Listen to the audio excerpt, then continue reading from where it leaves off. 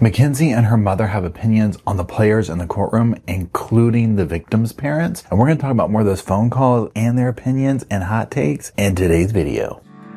Hey, hey, hey, welcome to the Sofa Squad. Sipping from the cup at hey, hey. Now hold on everybody, let's do a quick sofa sidebar now. Keep in mind, ain't no cop, ain't no doctor, ain't no lawyer, ain't no therapist, ain't none of that fancy credentialed stuff, okay? Only credentials we got up in here is my sass, and this sofa. Now keep in mind also, I'm just giving my opinions on very public information, so do your own research, come to your own opinions, and drop them off in the comment section. And while you're down there, if you do like what you see here at the Sofa Squad, drop a little like, drop a little comment, drop a little share. It helps the channel out immensely. Now let's get edition. Hello Sofa Squad and welcome back to the sofa. We got a sofa. We got a Paul. Y'all, my name's Paul if you're new to the channel. If you're not new to the channel, my name's still Paul. Okay. Now, before we go forward, I want to thank Phone Calls from Prison. They have been putting out so many of this Mackenzie Shirilla phone calls. Be sure to check her channel out. It's down in the description below. Also, check out all the other content she has on there. It's amazing. She does a great job at getting all these phone calls from all these cases that we follow. So be sure to check them out. Phone Calls from Prison. Now, also, depending on when you're watching this, but I'm recording this on August 24th, I have had to cancel my trip to CrimeCon this year. It was going to be the first week in September of this year due to a couple of personal things that have come up and I need to remain in the state here to take care of some things. So I apologize for that. I will miss seeing you all there, but we have a voucher for next year and we'll see you then. Okay, now let's go ahead and get into the video. So this is a phone call. Again, you're going to see on the screen, I believe it's like before the verdict and they're talking about that. And we're just going to go through, add some commentary, some opinions, because you know I got them about this case. So let's get to it. Yeah, I really hope Monday goes well. I just I have a good feeling about it, then I have a bad feeling about it, then I have a good feeling, then a bad feeling, a good feeling, then a bad feeling. yeah. I don't know. Yeah. Is it nice outside? It's really humid. So I don't know if that's good or bad. It's just gross. It's like wet and poopy. I don't care. I was want it. Yeah. I'm blacking out. So what did Jim say about getting Dom's stuff? Well, I have to live in that spoken about that. Yeah, I heard you, they addressed it though, which is good. I mean, getting my stuff. Yeah, I told you. From Dom's. Yeah. I think it's very interesting. So a couple of things here. She goes on and on and on about getting this stuff. Now remember, this is before the verdict and you heard her say, I have a good feeling and a bad feeling, a good feeling and a bad feeling. Good. So, you know, it's like you're kind of preparing for the worst and hoping for the best, however that saying goes. So I interpret this to be that, and she goes on in multiple phone calls about this stuff, about getting this stuff, you know, and somebody had said it was like some kind of like designer clothes or something. I don't think they're going to let you have that in prison. I could be wrong. I don't know. Okay. But some of the talk is very interesting just in the way the expectation, but also, you know, when I first started listening to these calls, I was like, oh, they were completely blindsided. But as you get into them, you can tell where she's expecting a really bad sentence. And it might even be in this call where she's like, I know I'm going to do time. And so one of the things that I will give her credit for, which is few and far between, having listened to these, is that she does come around to a little bit of like, I know I'm going to do time, right? So she at least admits this to herself. And what it seems to be in their world, I mean, obviously she doesn't want to do any time, right? You can tell she considers herself a victim, but it's almost like this very passive aggressive way of being like, well, if anything, I know I'm going to do some time over like, and I'm making this up, involuntarily, you know, vehicular homicide or something. So there's some sense of awareness of like, well, if anything would be appropriate, maybe that. I just don't think I should be held accountable for the murder charges the way they have them stacked against her. So to her credit, I'll say, okay, so she at least has some sense of, let's expect some time coming to us, just not obviously what she ended up getting. Anyways, let's keep going. So I'm sure that's coming. One step at a, like one foot in front of the other, right? Did you talk to the warden again, or no? She has not called me back yet. I'm sure she will. She seems very nice. But it's also, you know, the weekend. So she might I not don't know be. how that show works. Yeah. Yeah, I really need to shower, but like I just think I'm just gonna wait till I get my soap. Well, there's been a moment in time where you didn't shower for a long time before this, remember? In the hospital. So even when you came home. I know. Well, you'll be okay. So yeah, just if you want to wait, just wait for yourself. Has anyone been to Dom's grave or anything? I don't know, Kenzie. I don't know. Yeah, when they brought up Houston in court, I was like, I hate him. Ew, who did? They brought him up in court. They were like, I don't even know what they were saying about him. They just like said his name, and I was like, I hate him. Ew, who said his name? I don't know if it was Jim or the prosecutor, one of them. So I'm not sure about this person she's talking about, but interesting to hear her talk about, have you gone to the grave? Has anyone gone to the grave or whatever? She will have this talk of Dom and whatnot, almost like she's, and I would imagine this, and again, this is Sova speculation. So we know they had a toxic relationship clearly, right? We know he was probably getting ready to leave her and like this was going on. I think that was a lot of the basis for why we're here. But now she talks, oh, he was the love of my life. Oh, this and that. And I think what it is number one, she's very young. So is he, obviously. When you're in a toxic relationship like that and you have this volatile thing, so this one, it ended up in death. Again, I feel like she wanted to just kill everybody in the car. She just wasn't thinking, and she happened to survive. But when you have that and this all pops back up, there has to be some level of like, man, it really wasn't that bad. Like rose tinted glasses is what I'm getting at. Like, oh, this wasn't that bad. And I'm in jail now. And I'm assuming, so I could be you know what they say about assuming, that there's probably, based on her behavior and stuff, more of a concern of I'm in prison now as opposed to he's dead. Right? Like that's the concern. And I think that shows through in a lot of these phone calls that come through. So these afterthoughts of, have you gone there? Have you done this? Have you seen him? Oh, he was love of my life. I think she's in love with the idea of having someone as the love of her life. Like anybody could have been that. But this particular situation, this particular person, clearly we see how it ended up. Ew, why? He has nothing to do with anything. Nothing to do with anything. I like tried to pay attention sometimes, but then I like got really bad anxiety, and I wanted to like bite my nails, so I just had to like tune it out and like think. Right, I get it. Because when I pay attention too much, I get to like crying. Yeah.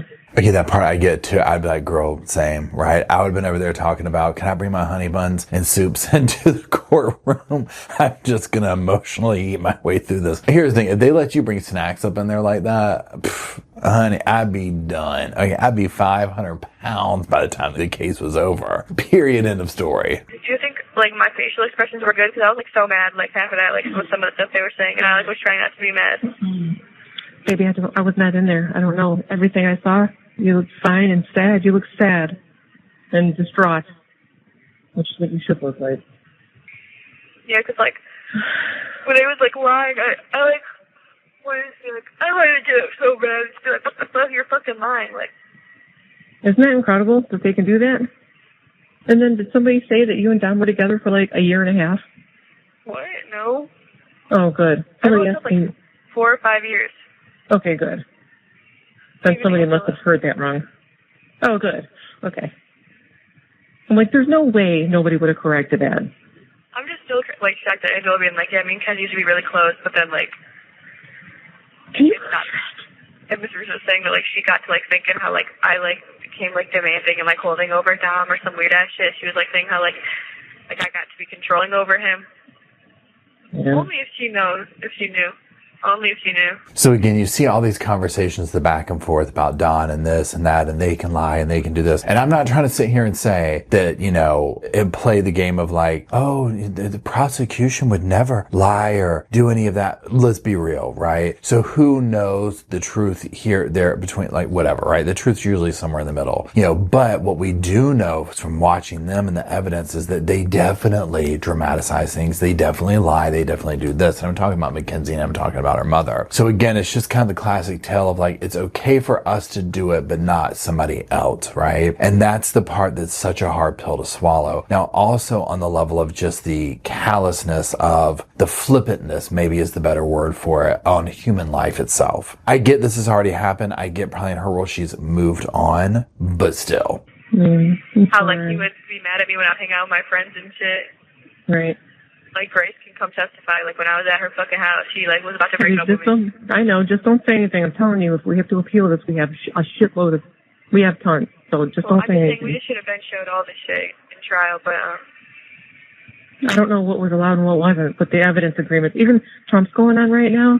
And they have this huge meeting about what evidence is allowed in and what's not. Which I think is like so weird. Can't we just show everything? Like, I don't understand, like, what the fuck the problem is. I don't know. I don't understand either. Now, here's one point I'll bring up, and this is such a good, like, little talking thing here, whatever. The whole thing of, like, we have all these things to show what can go into trial and what can and what not, and blah, blah. It is very interesting from a legal perspective, and I'm not even trying to say that I'm the legal perspective, but just like if you put that lens on of, like, from the sofa, right? And even more so, lawyers and people like that would probably obviously understand this more. But how the trial and the outcome of the trial is determined by the pre-trial hearings and what is allowed and what's not. Because if you think about it in the very beginning of a case, like pretend you have this table over here and you plop everything down, but just throw up all over the table. Blah, here's the case. Blah. You know, it's all on the table. And then you start sorting through and saying, okay, but here's what the jury will see on this table. So we're going to shape and form the case in the trial over here. So we'll take this evidence and put it here. And this is a little weird. We can't do that. Well, this can go here. And it's also done by what is the story? What are you trying to tell here? You know, oftentimes it's a tale of justice. It's a tale of, you know, that, right? The victim story, what, all the things. But in that, when you form this story, it's almost like, okay, well, this is the story. So this, everything over here has to align with that story. And if it doesn't, and this goes for both sides, right? Because both sides might be like, we don't want this over here. We don't want that. And this makes it look this, whatever. Okay. So to me, it's very fascinating on that. And I think that works. It's a double-edged sword. It's a totally double-edged sword that works both ways. So just we'll figure it out. I don't know. This is something that we never, ever in a million years thought we were ever going to have to go through. Ever. Ever. Yeah, this shit's so stupid. Like, everything should be allowed in. I don't get it. Yeah, no, I was saying, though, like, how Mr. Rousseau was like, yeah, Kenzie became, like, demanding over Dom because she didn't want, like, Dom to come over my house anymore. And I'm like, that's not what was fucking happening. What? First of all, that's not what's fucking happening. Right. Second of all, Dom was spending more time with me because you were losing his. She didn't like it because Dom was losing. Her grasp on him was getting lost. Like, he was growing up. Another part to this that's kind of like sad and tragic and, you know, all those things. We're hearing this narrative told through the dramatics of an emotionally immature, and I might venture to use the word disturbed, teenager, right? So this whole thing about Dawn, it's like you're listening to like high school drama is what it sounds like, that ended in murder and high school drama logic. And I'm not even trying to say that her mindset isn't like I don't know what you call it, but like not the norm, okay? Like not the average, that kind of a thing, okay? So basically what I'm trying to say is I'm not trying to insult other people who are this age and be like, well, everybody just thinks like that. You see I'm going with that? Because I don't think that this is the norm, okay? We would be even worse shape than we are as a society if it was. But it's like you're listening to this and like, oh, well, you know, she said this about Donna. Dom did this and, you know, oh, blah, blah, blah, blah, blah. And it's intriguing, you know, and it's frightening because I just feel like this is being filtered through that mindset. So we're getting like this glimpse into how that mindset works. And it's scary. Mm-hmm. He was like distancing himself from her. Like, he would still eat dinner with her like every night. But like, girl, like. Right. Yeah. I know, Kenzie. This is some shit I never thought people be. And then Angela, what? Angela was like, yeah, like Dom and me would talk about their relationship, and I was thinking they were going to be done soon. Dom talked about wanting to get out of their relationship. So would you want me to put up what he said about you? Because I don't believe a word that you just said. How can you say that? That's hearsay, first of all. Angela could have just pulled that out of his ass. I don't believe that one bit. Right. And I can pull up with him saying, I don't trust Angela. Let's just put that on the record, folks. Like, right. I have proof. Text message right. from him saying that. Yep. Another thing too with the phone calls that's just like what they fail to realize is you can talk about text message, you can talk about that, you can talk about that. At the end of the day, the evidence shows that you scoped out a place and drove your car intentionally at 100 miles an hour into a brick wall, period. You know, in these cases that we watch, they always try to convince themselves that like the big elephant is not in the room, and they will tiptoe around that elephant. They will pretend it's not there. They will act like it has an invisibility cloak on it, but to everyone else, it's glaringly sitting there in the middle of the room with a pink tutu and a trombone doing a one elephant show that we all can see. And we're like, girl, you don't see that going on right there, because we all see it, we hear it, and frankly, we're over it. I know. So if your own brother doesn't trust you, why should any normal person? Why should your testimony be credible. All I have to say is look at who they are. I hope that they know who they are, and they know who we are. Just look at everybody's backgrounds.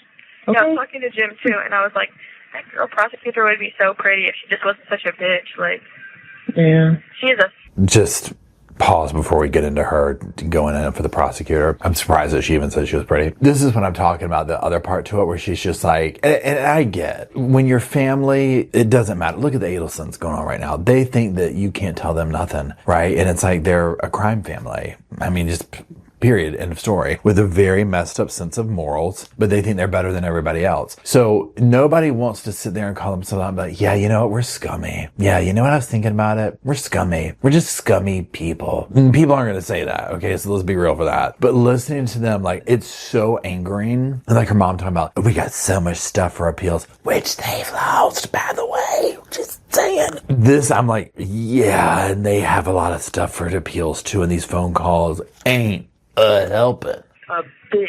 Like, I hate her. I don't even think she is pretty, Kenzie, because of the way she talks and what she's capable of doing. I think she's so pretty, but like her personality just like makes her like a negative four. Here's the thing too. I mean, at least Mackenzie's giving her credit there. Like, apparently, I can't remember what the lady looks like now. You know, like, I think she's pretty, but her personality. But look at Mackenzie also. Mackenzie's very superficial, right? Her mom sounds more like somebody who's like, oh, I think her personality makes her unattractive, right? Mackenzie's kind of saying that, but like, also Mackenzie, I think, just cares about superficial stuff. But she's also a kid. You know what I mean? Like, kids don't typically scratch too far beneath the surface. But it's just interesting to listen to them go back and forth on this, talking about that. And I mean, again, on one thing, it's like, well, Mackenzie's in jail, right? There's nothing else to do. She's bored. She's a kid. She doesn't have much depth to herself also. So it's not like I'm expecting her to go into some, like, you know, well, actually, let's talk about a deeply spiritual, enlightening conversation about life itself, mama. Yeah. And like the boy prosecutor, I'm like, man, do you have another suit or what? Because you wear that same suit every fucking day. Like, you dirty as fuck. Like, like, I know that suit stank, like, with that roll in your neck, like, his bald dumb ass. Like, I hate him. He's ugly as fuck. But guess what? He's probably sitting at home with his wife and kids or doing whatever he does while you're talking ish from the prison jail phone call. Okay, I'm just saying, let's keep going. Well, and evil. And who was that one other girl that, like, sat behind the prosecutor? Oh, I don't know. I wasn't in there. You should have been able to stay in the courtroom. That just is so annoying that you couldn't come. I know. No, because Christine even couldn't. She was trying to pull her lawyer card to see if she could bring her in there. Yeah. And they were like, no. No. She asked the prosecutor. Yeah, I guess she even tried to cite some case or something. Hold on a second. What is wrong with her? She just loves to use that, like, fake-ass lawyer job as, like, a way to get out of everything. Yeah, so they were like, yeah, we don't care, no. She's so corrupt, and she needs to be fired.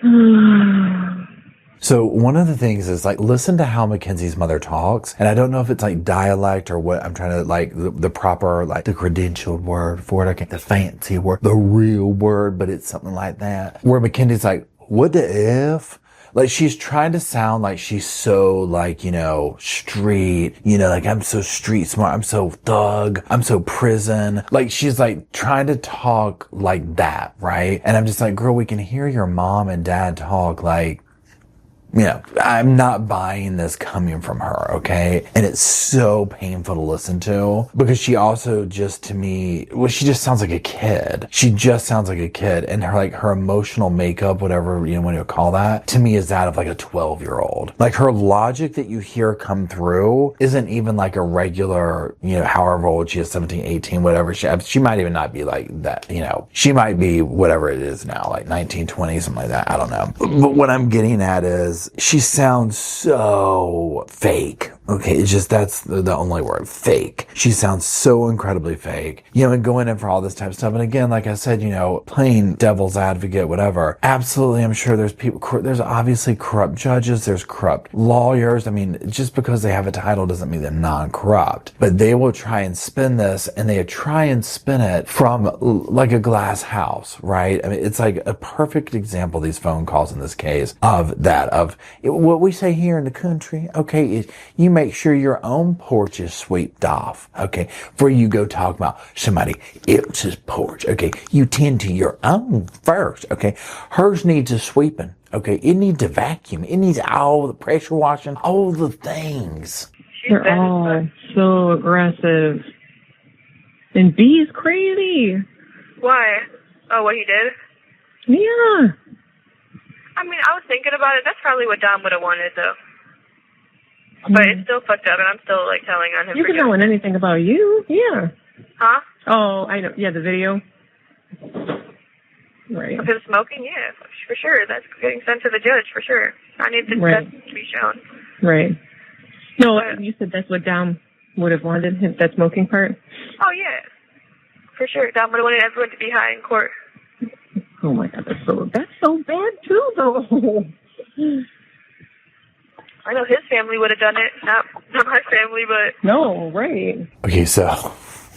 Again, let's give the mom a little bit of credit here where she's like, that would be so bad too. Because for most of these phone calls, the mother doesn't come off like she does any mothering. She comes off like she wants to be more of a friend. So like by what I've heard so far, I would have expected her to be like, yeah, that would be good to be stoned, right? So the fact that she's like, oh, that would be bad too. And with his family, and Dom would have wanted everybody to be toked up. Can you imagine if Mackenzie at her thing, before she said anything, was like, I just want y'all to know my mom got some edibles. She's going to pass them out. Dom would have all of us be turned up in here. Okay, I'm just, pouring a 40 out. This one's for my homies. Like literally that's the energy she's trying to give, right? Now, on a complete side note, yeah, it might actually do everybody good to eat a little bit of an edible before they get started off in court, right? I mean, I'm sitting here thinking, I'm like, just to sit in those uncomfortable chairs for 8 hours a day. Get it, right? Got it. Although if that was the case, whether I was a juror, the judge, or just something, and they're talking about like, look, everybody can eat one edible. Y'all, we wouldn't be into opening statement. Okay, you be hearing this. You'd be all looking over, hand all up in the chip bag, bread. It doesn't matter. I'd be like, I'd clear my snacks out with my end of opening statements, and then I'd be like, I'm good, y'all. If I'm on the jury, go ahead and slap me, give me a 24 hours in the holding cell. I'll take it. I've got to go take a nap now, right? Period. End of story. It would not bode well. I'm sure they all were. They probably were drunk. I think when Miss Russo was testifying, she was drunk. Oh, why? I don't know. You could just tell. I think she was drunk. Do you think Tyler was on something? They were saying he was making faces. He was? I was like, what the fuck is wrong with him? Like, that's not normal for him? I don't know. I don't know him.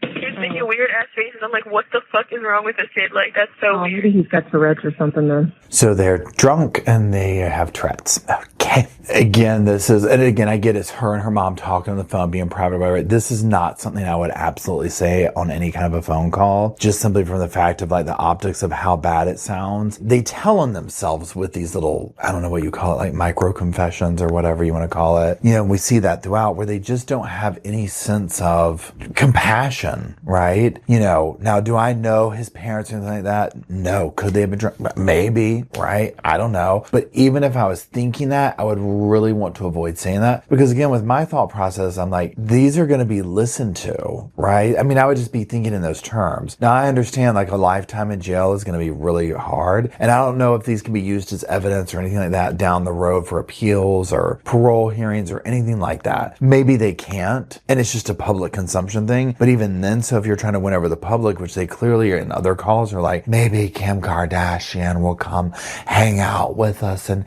yada yada yada. Okay, this isn't going to help that. Oh no, that weirded me the fuck out. And like the detective was making weird ass faces too. I was like, is he okay? The detective was?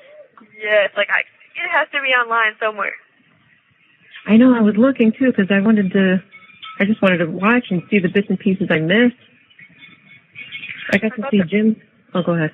There was what's it called, a live thing? Like it was live? It was supposed to be, but it wasn't. Oh. So I think that's, I don't know. So that's good. You have 1 minute left.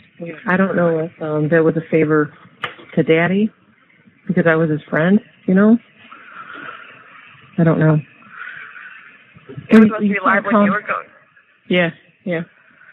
You can't call me again because I got to work at 8. Why can't I call you again?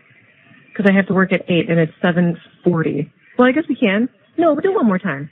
Yeah, we can do one more. I'm blacking out bad as fuck right now. Like, I swear, I don't know what it is. I've been blacking out so bad. Like, Kenzie, just sit down. no, I just stood up. That's why I blacked out. But I got to like twitching and shit. Like, that's how it's been.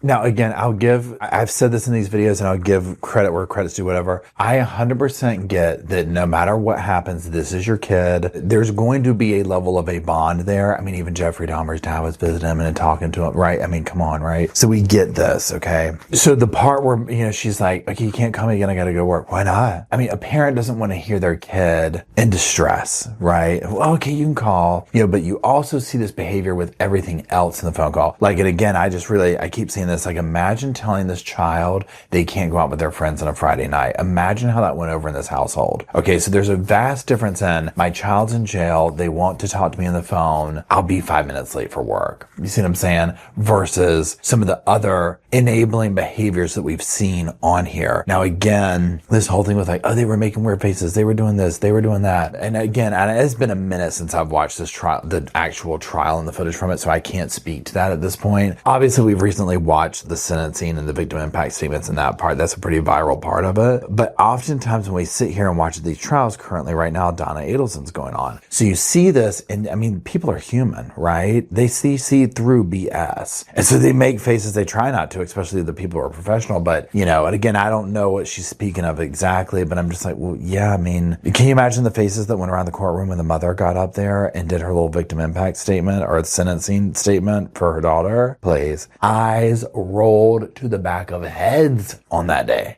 So overall for this set of phone calls here, or this, you know, phone call, whatever you want to call it, they're getting ready to go to sentencing. There's that nervousness. You're seeing some of these dynamics come out in the relationship with the mom and whatnot. You're seeing the kind of, you know, high school locker, hallway locker talk. Do they even have lockers there anymore? I don't know. Okay, but they did when I did. You know, you hung out at them between class and you gossip with your friends or whatever. But you're seeing that, you know, about the people in the courtroom, the this, or that, you know, the victim's family. There's a huge thing with her in this dichotomy of Dom's family and this, that, and the other. Again, once the cookie is crumbled, it's like if you felt these certain ways, it's almost like, well, why are you with him? The toxicity of the relationship, but also, I mean, these are kids. So it's like that kind of logic with it. She wanted, in my opinion, a kind of Romeo and Juliet type ending, and she forced that to happen. So we'll keep going through these because these, again, phone calls from Prison Channel. Make sure you sub to her. Amazing. It's crazy, okay? These phone calls that she gets and is able to put up here, but listening to them, it's like the best reality TV. I don't know another way to break that down, but it's literally like real reality television where you're hearing something play out. Like the Wade Wilson phone calls, please. Again, she's got tons of these phone calls, okay? She really popped off her channel with the Wade Wilson phone calls. But so again, check her out, check that out. Let me know what you think down in the comment section below. While you are down there, if you could please drop some little weird pillows off, okay? Some blue sofas for Roscoe and Spirit. He's still here with us. And for Bo and Luke. And for you, the Sofa Squad, who makes the channel possible. I wouldn't be here without you, and I greatly appreciate it. And until we gather down the campfire and all that in the comment section,